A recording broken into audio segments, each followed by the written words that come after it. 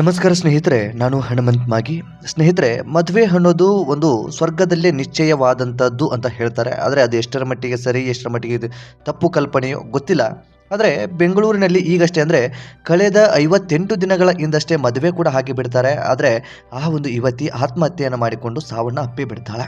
ಇಂಥದ್ದೊಂದು ಮನಕಲಕುವ ಘಟನೆ ಇದೇ ನಮ್ಮ ಬೆಂಗಳೂರಿನಲ್ಲಿ ನಡೆದು ಬಿಟ್ಟಿದೆ. ಈಗಾಗಲೇ ನಿಮಗೆ ಗೊತ್ತಿರೋ ಹಾಗೆ ಈ ಹಿಂದೆಯೂ ಕೂಡ ಕೃತಿಕಾ ರೆಡ್ಡಿಯ ಕೇಸನ್ನು ನೀವು ಕೇಳಿದ್ದೀರಿ ಅಂತ ಅಂದ್ಕೊಳ್ತೀನಿ. ಆದರೆ ಆ ಕೃತಿಕಾ ರೆಡ್ಡಿ ಕೇಸ್ಗೂ ಮತ್ತು ಈ ಕೇಸ್ಗೂ ತುಂಬ ವ್ಯತ್ಯಾಸ ಇರಬಹುದೇನೋ. ಆದರೆ ಮದುವೆ ಆಗಿರ್ತಕ್ಕಂಥದ್ದು ಇವರು ಕೇವಲ ತಮ್ಮ ಚಪಲಕ್ಕಾಗಿ ಅಥವಾ ತಮ್ಮ ಒಂದು ಬೇಳೆಯನ್ನು ಬೇಯಿಸ್ಕೊಳ್ಳೋದಕ್ಕೆ, ಆಸ್ತಿ ವಿಚಾರಕ್ಕಾಗಿ ಅಥವಾ ದುಡ್ಡಿನ ಮೋಹಕ್ಕಾಗಿ ಮದುವೆ ಆಗಿಬಿಟ್ರು ಅಂತ ಮೇಲ್ನೋಟಕ್ಕೆ ಕಾಣಿಸಿ ಬಿಡುತ್ತೆ.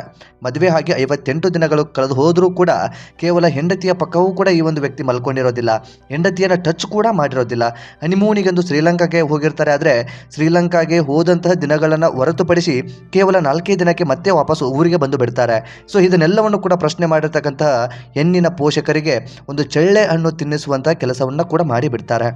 ಎಲ್ಲವೂ ಕೂಡ ಘಟನೆ ನಡೆದ ಬಳಿಕ ಏನೋ ಒಂದು ಮುಂದಿನ ದಿನಗಳಲ್ಲಿ ಸರಿ ಹೋಗ್ಬೋದು ಅಂತ ಪೋಷಕರು ಅಂದುಕೊಂಡಿರ್ತಾರೆ. ಆದರೆ ವಿವಾಹಿತೆಗೆ ನಿರಂತರವಾಗಿ ಕಿರುಕುಳವನ್ನು ಕೊಡೋದಕ್ಕೆ ಪ್ರಾರಂಭಿಸಿ ಬಿಟ್ಟಿರ್ತಾರೆ.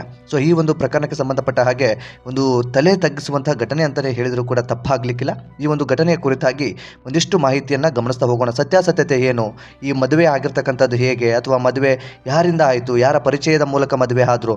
ಸೊ ಅಂದರೆ ಒಟ್ಟು ಈ ಒಂದು ಕೇಸ್ಗೆ ಸಂಬಂಧಪಟ್ಟ ಹಾಗೆ ಏನೇನೆಲ್ಲ ಬೆಳವಣಿಗೆಗಳಾಗಿದ್ದಾವೆ, ಇದರ ಒಂದು ಇತಿಹಾಸ ಅಂತ ಹೇಳಿದ್ರು ಕೂಡ ತಪ್ಪಾಗಲಿಕ್ಕಿಲ್ಲ. ತಿಳಿದುಕೊಳ್ಳುತ್ತಾ ಹೋಗೋಣ. ವಿಡಿಯೋನ ಕೊನೆವರೆಗೂ ನೋಡಿ. ನೀವೇನಾದರೂ ಮೊದಲ ಸಲ ನಮ್ಮ ಚಾನಲ್ ನೋಡ್ತಾ ಇದ್ರೆ ಈ ಕೂಡಲೇ ಸಬ್ಸ್ಕ್ರೈಬ್ ಮಾಡಿ. ಹೆಚ್ಚಿನ ವಿಡಿಯೋಗಳಿಗಾಗಿ ಬೆಲ್ ಐಕನ್ ಕೂಡ ಕ್ಲಿಕ್ ಮಾಡಿಕೊಳ್ಳಿ. ಬೆಂಗಳೂರಿನಲ್ಲಿ ಆತ್ಮಹತ್ಯೆಗೆ ಯತ್ನಿಸಿದ್ದ ನವವಿವಾಹಿತೆ ಗಾಣವಿ ಎನ್ನುವಂಥ ಯುವತಿ ಕೇವಲ 26 ವರ್ಷ. ಆಕೆಗೆ ಚಿಕಿತ್ಸೆ ಫಲಕಾರಿಯಾಗದೆ ಖಾಸಗಿ ಆಸ್ಪತ್ರೆಯಲ್ಲಿ ಸಾವನ್ನಪ್ಪಿ ಬಿಟ್ಟಿರ್ತಾಳೆ. ಗಾಣವಿ ಕೇವಲ 58 ದಿನಗಳ ಹಿಂದಷ್ಟೇ ಸುರಾಜ್ ಎಂಬುವವನ ಮದುವೆ ಆಗಿ ಬಿಟ್ಟಿರ್ತಾಳೆ. ಮದುವೆ ಆರಂಭಿಕ ದಿನದಲ್ಲೇ ಇವರ ಬದುಕಲ್ಲಿ ಒಂದು ಕಲಹ ಅಥವಾ ಒಂದು ಬಿರುಕು ಮೂಡೋದಕ್ಕೆ ಪ್ರಾರಂಭಿಸಿ ಬಿಡುತ್ತೆ. ಇದೇ ಕಾರಣಕ್ಕೆ ಹನಿಮೂನ್ಗೆ ತೆರಳಿದ್ದ ದಂಪತಿ ಮಧ್ಯದಲ್ಲಿಯೇ ಹಿಂತಿರುಗಿ ಬಿಡ್ತಾರೆ. ದಾಂಪತ್ಯದ ಜೀವನದ ಜಗಳ ತೀವ್ರಗೊಂಡ ಹಿನ್ನೆಲೆಯಲ್ಲಿ ಗಾಣವಿಯನ್ನ ಪೋಷಕರು ತಮ್ಮ ಮನೆಗೆ ಕರೆದುಕೊಂಡು ಹೋಗಿಬಿಡ್ತಾರೆ. ರಾಮಮೂರ್ತಿ ನಗರದ ಬಿ ಚನ್ನಸಂದ್ರದಲ್ಲಿರುವ ಪೋಷಕರ ನಿವಾಸದಲ್ಲಿ ಗಾಣವಿ ವಾಸವಾಗಿರ್ತಾಳೆ. ಈ ಅವಧಿಯಲ್ಲಿ ಆಕೆ ಮಾನಸಿಕ ಒತ್ತಡದಿಂದ ಬಳಲುತ್ತಾ ಇರ್ತಾಳೆ. ಪೊಲೀಸರ ತನಿಖೆಯಲ್ಲಿ ಇದು ಬಹಿರಂಗವೂ ಕೂಡ ಆಗಿಬಿಟ್ಟಿದೆ. ಇನ್ನು ಬುಧವಾರ ಅಂದರೆ ಡಿಸೆಂಬರ್ 24ರಂದು ಗಾಣವಿ ಆತ್ಮಹತ್ಯೆಗೆ ಯತ್ನಿಸಿ ಬಿಡ್ತಾಳೆ. ತನ್ನ ರೂಮ್ನಲ್ಲಿ ಪ್ರಜ್ಞಾಹೀನ ಸ್ಥಿತಿಯಲ್ಲಿ ಆಕೆ ಮಲಗಿಬಿಟ್ಟಿರ್ತಾಳೆ. ಅಂದರೆ ಒಂದು ಪ್ರಜ್ಞಾಹೀನ ಸ್ಥಿತಿಯಲ್ಲಿ ಕಾಣಿಸಿ ಬಿಡ್ತಾಳೆ. ಪೋಷಕರು ತಕ್ಷಣ ಖಾಸಗಿ ಆಸ್ಪತ್ರೆಗೆ ದಾಖಲಿಸೋದಕ್ಕೂ ಕೂಡ ಹೋಗ್ತಾರೆ. ವೈದ್ಯರು ತೀವ್ರ ಚಿಕಿತ್ಸೆಯನ್ನು ಕೂಡ ನೀಡಿದ್ರು. ಗಾಣವಿ ಆರೋಗ್ಯ ಸ್ಥಿತಿ ಗಂಭೀರವಾಗಿ ಬೀಳುತ್ತೆ. ಗಂಭೀರವಾದಂಥ ಹಿನ್ನೆಲೆಯಲ್ಲಿ ಜೀವ ಉಳಿಸಲು ಎಲ್ಲ ರೀತಿಯಲ್ಲಿ ಪ್ರಯತ್ನವನ್ನು ಕೂಡ ಮಾಡ್ತಾರೆ. ವೈದ್ಯರು ತಮ್ಮ ಪ್ರಯತ್ನ ಎಷ್ಟು ಮಾಡೋದಕ್ಕೆ ಸಾಧ್ಯನೋ ಆ ರೀತಿಯಾದಂಥ ಪ್ರಯತ್ನವೆಲ್ಲವನ್ನು ಕೂಡ ಮಾಡ್ತಾರೆ. ಆದರೆ ಆ ಒಂದು ಚಿಕಿತ್ಸೆ ಫಲಕಾರಿಯಾಗದೆ ಕೊನೆ ಉಸಿರನ್ನು ಎಳೆದು ಬಿಡ್ತಾಳೆ. ಇನ್ನು ಅವಳ ಒಂದು ಬ್ರೈನ್ ಕೂಡ ಡೆತ್ ಆಗಿ ಬಿಟ್ಟಿರುತ್ತೆ. ಹಾಗಾಗಿ ಯಾವುದೇ ರೀತಿಯಾದಂಥ ಚಿಕಿತ್ಸೆಯನ್ನು ಕೊಡೋದ್ರಿಂದ ಅದು ಚಿಕಿತ್ಸೆ ಫಲಕಾರಿಯಾಗದೆ ಕೊನೆಗೆ ಸಾವನ್ನಪ್ಪಿ ಬಿಡುವಂಥ ಒಂದು ಘಟನೆ ಆಗಿಬಿಡುತ್ತೆ. ಈ ಘಟನೆಗೆ ಸಂಬಂಧಿಸಿದಂತೆ ರಾಮಮೂರ್ತಿ ನಗರ ಪೊಲೀಸ್ ಠಾಣಾ ವ್ಯಾಪ್ತಿಯಲ್ಲಿ ಎಫ್ಐಆರ್ ಕೂಡ ದಾಖಲಾಗಿದೆ.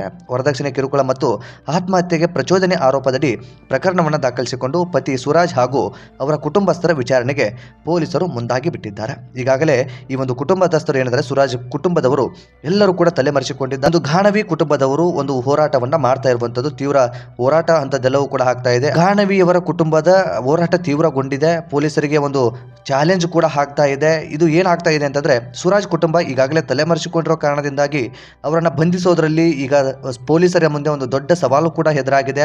ಅವನು ಗಂಡಸೇ ಅಲ್ಲ, ಆ ರೀತಿಯಾದಂಥ ಒಂದಿಷ್ಟು ಆರೋಪ ಅಂತದೆಲ್ಲವೂ ಕೂಡ ಕೇಳಿ ಬರ್ತಾ ಇದೆ. ಅಂದರೆ ಸಹಜವಾಗಿ ಒಂದು ಮದುವೆ ಆಗಬೇಕು ಅಂತಂದರೆ ಎಲ್ಲರೂ ಕೂಡ ಏನು ಅಂದ್ಕೊಂಡಿರ್ತಾರೆ, ಸಾಕಷ್ಟು ಖರ್ಚು ಅಂತದೆಲ್ಲವನ್ನು ಕೂಡ ಮಾಡ್ತಾರೆ. ಈ ಒಂದು ಸುರಾಜ್ ಕೂಡ ಅಷ್ಟೇ ಯಾವುದೇ ರೀತಿಯಾದಂಥ ಒಂದು ಬೇಡಿಕೆಗಳನ್ನು ಅಂಥದ್ದೆಲ್ಲವನ್ನು ಕೂಡ ಇಟ್ಟಿರೋದಿಲ್ಲ. ಬದಲಿಗೆ ಏನು ಇಟ್ಟಿರ್ತಾನೆ ಅಂತಂದರೆ ಒಂದು ಒಳ್ಳೆಯ ರೀತಿಯಾದಂಥ ಹಾಲಲ್ಲಿ, ಒಂದು ಗ್ರೌಂಡ್ ಲೆವೆಲ್ ಹಾಲಲ್ಲಿ ಮದುವೆ ಮಾಡಿ ಕೊಡಬೇಕು ಅಥವಾ ಬೀಗರ ಊಟವನ್ನು ಹಾಕಿ ಕೊಡಬೇಕು ಅನ್ನೋ ರೀತಿಯಲ್ಲಿ ಒಂದು ಬೇಡಿಕೆಯನ್ನು ಇಟ್ಟಿರ್ತಾನೆ. ಅದನ್ನು ಹೊರತುಪಡಿಸಿ ನಿಮ್ಮ ಮಗಳಿಗೆ ಏನು ಒಡವೆ ವಸ್ತ್ರಗಳನ್ನು ಕೊಡಬೇಕು ಅಂತ ಇದೆಯೋ ಅದು ನಿಮಗೆ ಬಿಟ್ಟಿರ್ತಕ್ಕಂಥದ್ದು, ನೀವು ಏನು ಕೊಟ್ಟರು ಓಕೆ ಅನ್ನೋ ಮಟ್ಟಕ್ಕೆ ಮಾತನಾಡಿ ಬಿಟ್ಟಿರ್ತಾನೆ. ಆರಂಭದಲ್ಲಿ ಒಂದು ಒಳ್ಳೆಯ ನೌಕರಿ, ಒಳ್ಳೆಯ ಕೆಲಸದಲ್ಲಿದ್ದೀನಿ, ಒಳ್ಳೆಯ ಸಂಬಳ ಇದೆ ಅನ್ನೋ ರೀತಿಯಲ್ಲಿ ಹೇಳಿ ಬಿಟ್ಟಿರ್ತಾನೆ. ಈ ಎಲ್ಲ ಸುಳ್ಳುಗಳನ್ನು ಹೇಳಿ ಒಟ್ಟು ಮದುವೆ ಆಗಿ ಬಿಟ್ಟಿರ್ತಾನೆ. ಆದರೆ ಒಂದು ವಿಚಾರ ಏನು ಅಂತಂದರೆ ಒಂದು ಪಾಲಕರು ಅಥವಾ ಈ ಒಂದು ಗಾಣವಿ ಕುಟುಂಬದವರು ಹೇಳುವ ಪ್ರಕಾರ ಅವಳು ಹೆಂಡತಿಯನ್ನೇ ಮುಟ್ಟಿರೋದಿಲ್ವಂತೆ. ಹನಿಮೂನಿಗೆಂದು ಶ್ರೀಲಂಕಾಗೆ ಹೋದಂಥ ಸಂದರ್ಭದಲ್ಲೂ ಕೂಡ ಅವಳನ್ನು ಟಚ್ ಕೂಡ ಮಾಡಿರೋದಿಲ್ವಂತೆ. ಅವಳ ಜೊತೆಗೆ ಜೊತೆಗೆ ಇರೋದಕ್ಕೆ ಕೂಡ ಸಾಧ್ಯ ಆಗಿರೋದಿಲ್ಲ ಅಂತ ಇನ್ನು ಒಂದು ಶ್ರೀಲಂಕಾಗೆ ಹೋದಂಥ ಸಂದರ್ಭದಲ್ಲಿ ಅಂದರೆ ಹನಿಮೂನಿಗೆ ಹೋದಂಥ ಸಂದರ್ಭದಲ್ಲಿ ಅಲ್ಲೇ ಆರಂಭವಾಗಿ ಬಿಡುತ್ತೆ. ಕಿರುಕುಳವನ್ನು ಕೊಡೋದಕ್ಕೆ ಪ್ರಾರಂಭಿಸಿ ಬಿಡ್ತಾನಂತೆ. ನಿನಗೆ ಎಷ್ಟು ಆಸ್ತಿ ಬರುತ್ತೆ, ನಿನ್ನ ಅಮ್ಮನ ಕಡೆಯಿಂದ ಎಷ್ಟು ಆಸ್ತಿ ಬರೋದು, ನಿನ್ನ ತಂದೆ ಕಡೆಯಿಂದ ನಿನಗೆ ಎಷ್ಟು ಆಸ್ತಿ ಬರುತ್ತೆ, ಈ ರೀತಿಯಾಗಿ ಆಸ್ತಿ ವಿಚಾರವಾಗಿ ಮಾತ್ರ ಅವಳ ಜೊತೆಗೆ ಮಾತನಾಡ್ತಾ ಇದ್ದಂತೆ. ಆದರೆ ಒಂದೇ ರೂಮಿನಲ್ಲಿದ್ದರೂ ಕೂಡ ಅವಳೊಂದು ಕಡೆ ಇವನೊಂದು ಕಡೆ ಮುಖ ಮಾಡಿ ಮಲಗುವಂಥ ಪರಿಸ್ಥಿತಿ ಅಲ್ಲಿತ್ತಂತೆ. ಇದೆಲ್ಲವನ್ನು ಕೂಡ ಪೋಷಕರ ಮುಂದೆ ಈ ಒಂದು ಗಾಣವಿ ಕೂಡ ಹೇಳಿಕೊಳ್ತಾಳೆ. ಶ್ರೀಲಂಕಾದಿಂದ ಊರಿಗೆ ಬಂದಂಥ ಸಂದರ್ಭದಲ್ಲಿ ಈ ಒಂದು ಗಾಣವಿಯ ಕುಟುಂಬದವರು ಕೂಡ ಸೂರಜ್ ಕುಟುಂಬದವರಿಗೆ ಕೇಳ್ತಾರೆ, ಪ್ರಶ್ನೆಯನ್ನು ಮಾಡ್ತಾರೆ, ಯಾಕೆ ಈ ರೀತಿ ಆಗಿಬಿಟ್ಟಿದೆ, ಆಸ್ಪತ್ರೆಗೆ ಏನಾದರೂ ತೋರಿಸೋದಿದ್ರೆ ಖಂಡಿತವಾಗಿ ಹೋಗೋಣ, ಆ ರೀತಿಯಂತ ಎಲ್ಲವನ್ನು ಕೂಡ ಹೇಳ್ತಾರೆ. ಆದರೆ ಅವರ ತಾಯಿ ಕೂಡ ಅದಕ್ಕೆ ಸರಿಯಾದ ರೀತಿಯಂತೆ ಸ್ಪಂದನೆಯನ್ನು ಕೂಡ ಮಾಡೋದಿಲ್ಲವಂತ. ಅಲ್ಲಿ ಒಂದಿಷ್ಟು ಗಲಾಟೆ ಅಂಥದ್ದೆಲ್ಲವೂ ಕೂಡ ಹಾಗೆ ಬಿಡುತ್ತೆ. ಇನ್ನು ನಮ್ಮ ಮಗಳು ಇವರ ಮನೆಯಲ್ಲಿದ್ದರೆ ಕಷ್ಟ ಆಗಬಹುದು ಅನ್ನೋ ಕಾರಣಕ್ಕೆ ಮಗಳನ್ನು ಕರೆದುಕೊಂಡು ಹೋಗ್ಬಿಡ್ತಾರೆ. ಅಂದರೆ ಗಾಣವಿ ಕುಟುಂಬದವರು ಮನೆಗೆ ಕರೆದುಕೊಂಡು ಹೋಗಿಬಿಡ್ತಾರೆ. ಅವಳು ಅಲ್ಲಿ ತೀವ್ರವಾಗಿ ಮನನೊಂದು ಬಿಡ್ತಾಳೆ. ನನ್ನ ಬದುಕು ಹೀಗಾಗಿ ಬಿಡುತ್ತಲ್ಲ ಅನ್ನೋ ರೀತಿ ಒಂದು ಕೆಟ್ಟ ಮನಸ್ಥಿತಿಗೆ ಬಂದು ಬಿಡ್ತಾಳೆ. ಕೊನೆಯದಾಗಿ ಅವಳು ಆಯ್ಕೆ ಮಾಡಿಕೊಂಡಿರ್ತಕ್ಕಂಥದ್ದು ಸಾವೇ ನನಗೆ ಕೊನೆ ಅನ್ನೋ ರೀತಿಯಲ್ಲಿ ಆತ್ಮಹತ್ಯೆಗೆ ಶರಣಾಗಿ ಬಿಡ್ತಾಳೆ. ಆದರೆ ಏನೋ ಬದುಕಿಸಬಹುದು ನನ್ನ ಮಗಳನ್ನೋ ಕಾರಣಕ್ಕೆ ಪೋಷಕರು ಆಸ್ಪತ್ರೆಗೆ ಕರೆದುಕೊಂಡು ಹೋಗ್ತಾರೆ. ನಾನು ಆರಂಭದಲ್ಲಿ ಹೇಳಿದ ಹಾಗೆ ಆ ಒಂದು ಬ್ರೈನ್ ಡೆಡ್ ಆಗಿರುವ ಕಾರಣದಿಂದಾಗಿ ಅವಳನ್ನು ಬದುಕಿಸಿಕೊಳ್ಳೋದಕ್ಕೆ ವಿಫಲವಾಗಿ ಬಿಡ್ತಾರೆ. ಈಗ ಹೋರಾಟ ತೀವ್ರವಾಗಿ ಬಿಟ್ಟಿದೆ. ಅದೇನೇ ಇರಲಿ, ಏನೇ ಒಂದು ನಮ್ಮ ಹತ್ರ ಸಮಸ್ಯೆಗಳಿದ್ದಾವೆ ಅಥವಾ ಇನ್ನೇನೋ ಸಮಸ್ಯೆಗಳಿದ್ದಾವೆ ಅಂದಾಗ ಇನ್ನೊಬ್ಬರ ಬದುಕನ್ನು ಹಾಳು ಮಾಡೋದು ಎಷ್ಟರ ಮಟ್ಟಿಗೆ ಸರಿ ಎಂಬುದನ್ನು ಎಲ್ಲ ಗಂಡು ಮಕ್ಕಳು ಯೋಚನೆ ಮಾಡಲೇಬೇಕು. ಅದು ಯಾವುದೇ ರೀತಿಯಾದಂಥ ನಿಮ್ಮ ವೈಯಕ್ತಿಕ ಸಮಸ್ಯೆಗಳಿದ್ದಾವೋ ಅಥವಾ ಬೇರೆ ಬೇರೆ ಸಮಸ್ಯೆಗಳಿದ್ದಾವೋ ಅದು ನಿಮಗೆ ಬಿಟ್ಟಿರ್ತಕ್ಕಂಥ ವಿಚಾರ. ಅದಕ್ಕೆ ಪರಿಹಾರವನ್ನು ನೀವೇ ಕಂಡುಕೊಳ್ಬೇಕಾಗುತ್ತೆ. ಅದನ್ನು ಹೊರತುಪಡಿಸಿ ಮದುವೆ ಅನ್ನೋ ನೆಪದಲ್ಲಿ ಒಬ್ಬರ ಮನೆಯ ಹೆಣ್ಣು ಮಗಳನ್ನು ಮದುವೆ ಆಗಿ ಆ ಮದುವೆ ಆಗಿ ಬಂದಂಥ ಹೆಣ್ಣು ಮಗಳಿಗೆ ನೋವನ್ನು ಕೊಡೋದಿದೆಯಲ್ಲ, ಅದು ಎಷ್ಟರ ಮಟ್ಟಿಗೆ ಸರಿ ಎಂಬುದನ್ನು ಪ್ರಶ್ನೆ ಮಾಡಿಕೊಳ್ಳಬೇಕಾಗಿದೆ. ಸೊ ಇಂಥ ಒಂದು ಕೀಚಕರ ವಿರುದ್ಧ ಈಗ ದೂರು ಕೂಡ ದಾಖಲಾಗಿದೆ. ಇನ್ನು ದೂರಿನ ಆಧಾರದ ಮೇಲೆ ಅಂದರೆ FIR ಕೂಡ ರಿಜಿಸ್ಟರ್ ಆಗಿರೋ ಕಾರಣದಿಂದಾಗಿ ಪೊಲೀಸರು ಇವರನ್ನು ಬಂಧಿಸೋದಕ್ಕೆ ಬಲೆ ಕೂಡ ಬೀಸಿದ್ದಾರೆ. ಈಗಾಗಲೇ ಒಂದು ಟೀಮ್ ಕೂಡ ರಚನೆ ಆಗಿದೆ. ಎಲ್ಲಿದ್ದಾರೆ, ಹೇಗಿದ್ದಾರೆ, ಎಲ್ಲ ವಿಚಾರಣೆಗಳು ಕೂಡ ಮಾಡೋದಕ್ಕೆ ಅಂದರೆ ಪೊಲೀಸರು ಅವರದ್ದೇ ಆದಂಥ ಸ್ಟೈಲ್ನಲ್ಲಿ ಏನೆಲ್ಲ ತನಿಖೆಗಳಾಗಬೇಕು ಅಥವಾ ಹೇಗೆಲ್ಲ ಹುಡುಕಾಟವನ್ನು ಮಾಡಬೇಕು ಅನ್ನೋದನ್ನು ಪ್ಲ್ಯಾನ್ ಕೂಡ ಮಾಡ್ಕೊಂಡಿದ್ದಾರೆ. ಇನ್ನೇನು ಇವರನ್ನು ಬಂಧಿಸೋದಕ್ಕೂ ಕೂಡ ಮುಂದಾಗ್ತಾ ಇದ್ದಾರೆ. ಎಲ್ಲಿದ್ದಾರೆ, ಹೇಗಿದ್ದಾರೆ ಎಂಬುದು ಒಂದು ನಿಗಡವಾಗಿರ್ತಕ್ಕಂಥದ್ದು ಈಗ ತಲೆಮರೆಸಿಕೊಂಡು ಹೋಗಿಬಿಟ್ಟಿದ್ದಾರೆ. ಇನ್ನೇನು ಮುಂದಿನ ದಿನದಲ್ಲಿ ಖಂಡಿತವಾಗಿಯೂ ಸಿಕ್ಕೇ ಸಿಗ್ತಾರೆ. ಅವರೆಲ್ಲಿ ಹೋಗೋದಕ್ಕೂ ಕೂಡ ಸಾಧ್ಯ ಇಲ್ಲ. ದೇಶವನ್ನು ಬಿಟ್ಟು ವಿದೇಶಕ್ಕೆ ಹೋದಂಥ ಸಂದರ್ಭದಲ್ಲಿ ಮಾತ್ರ ಅವರನ್ನು ಹಿಡಿಯೋದಕ್ಕೆ ಕಷ್ಟ ಆಗಬಹುದೇನೋ ಹೊರತುಪಡಿಸಿ ನಮ್ಮ ದೇಶದ ಯಾವುದೇ ಮೂಲೆಯಲ್ಲಿದ್ದರೂ ಕೂಡ ಪೊಲೀಸ್ ಇಲಾಖೆಯವರು ಬಂಧಿಸುವಂಥ ಸಾಧ್ಯತೆ ಇದೆ. ಯಾಕೆಂತಂದರೆ ಈಗ ಆ ರೀತಿಯಾದಂಥ ಟೆಕ್ನಾಲಜಿ ಅಂಥದ್ದೆಲ್ಲವೂ ಕೂಡ ಇರಬೇಕಾದಂಥ ಸಂದರ್ಭದಲ್ಲಿ ಅವರನ್ನು ಬಂಧಿಸೋದು ಕೂಡ ದೊಡ್ಡ ವಿಷಯ ಏನೂ ಅಲ್ಲ.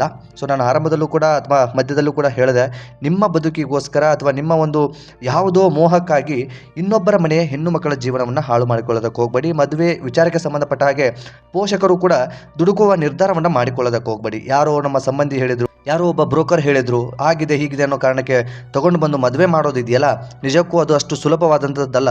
ತಪ್ಪು ಅಂತ ನಾನು ಹೇಳೋದಿಲ್ಲ, ಆದರೆ ನೋಡಿ ಮಾಡಿ ಸಂಬಂಧವನ್ನು ಬೆಳೆಸಬೇಕಾಗುತ್ತೆ.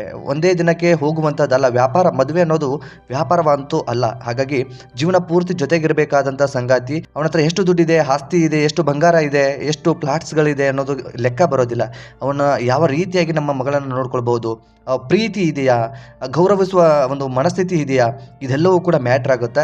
ಸೊ ಹಾಗಾಗಿ ಹೆಣ್ಣನ್ನು ಕೊಡಬೇಕಾದ್ರೂ ಅಷ್ಟೇ, ಹೆಣ್ಣನ್ನು ತೆಗೆದುಕೊಳ್ಬೇಕಾದ್ರೂ ಅಷ್ಟೇ, ಸಂಬಂಧವನ್ನು ಬೆಳೆಸಬೇಕಾದಂಥ ಸಂದರ್ಭದಲ್ಲಿ ನೋಡಿ ಮಾಡಿ ಸಂಬಂಧವನ್ನು ಬೆಳೆಸಬೇಕಾಗುತ್ತೆ. ಸೊ ಇಂತಹ ಪ್ರಕರಣಗಳು ದಿನೇ ದಿನೇ ಹೆಚ್ಚಾಗ್ತಾ ಇದ್ದಾವೆ. ಅದು ಯಾವ ಕಾರಣಕ್ಕೆ ಅಂತ ಗೊತ್ತಾಗ್ತಾ ಇಲ್ಲ. ಇಂತಹ ಪ್ರಕರಣಗಳು ನಡೆದಾಗ ನಾವು ಕೂಡ ವಿಡಿಯೋಗಳನ್ನು ಮಾಡ್ತೀವಿ, ಅದರ ಬಗ್ಗೆ ಧ್ವನಿಯನ್ನು ಎತ್ತೀವಿ. ಅದೆಲ್ಲವೂ ಕೂಡ ಅಲ್ಲಿಗೆ ಕೊನೆ ಆಗಿ ಬಿಡುವ ರೀತಿಯಲ್ಲಿ ಕಾಣಿಸ್ತಾ ಇದೆ. ಸಮಾಜ ಯಾಕೋ ಬದಲಾಗ್ತಾ ಇಲ್ಲ. ಸಮಾಜದಲ್ಲಿ ಇಂಥ ಪ್ರಕರಣಗಳು ಯಾಕೆ ಹೆಚ್ಚಾಗ್ತಾ ಇದ್ದಾವೆ ಎಂಬುದು ಕೂಡ ಗೊತ್ತಾಗದೇ ಇರುವ ಪರಿಸ್ಥಿತಿ ಎದುರಾಗಿ ಬಿಟ್ಟಿದೆ. ಸೊ ಈ ಕುರಿತಾಗಿ ನಿಮ್ಮ ಅನಿಸಿಕೆ ಏನು ಎಂಬುದನ್ನು ಕಾಮೆಂಟ್ ಮಾಡಿ. ಈ ವಿಡಿಯೋನ ನಿಮ್ಮ ಫ್ರೆಂಡ್ಸ್ ಹಾಗೂ ಫ್ಯಾಮಿಲಿಗೂ ಕೂಡ ಶೇರ್ ಮಾಡಿ. ಮತ್ತೆ ಮುಂದಿನ ವಿಡಿಯೋದಲ್ಲಿ ಸಿಗೋಣ ಸ್ನೇಹಿತರೆ. ನಮಸ್ಕಾರ.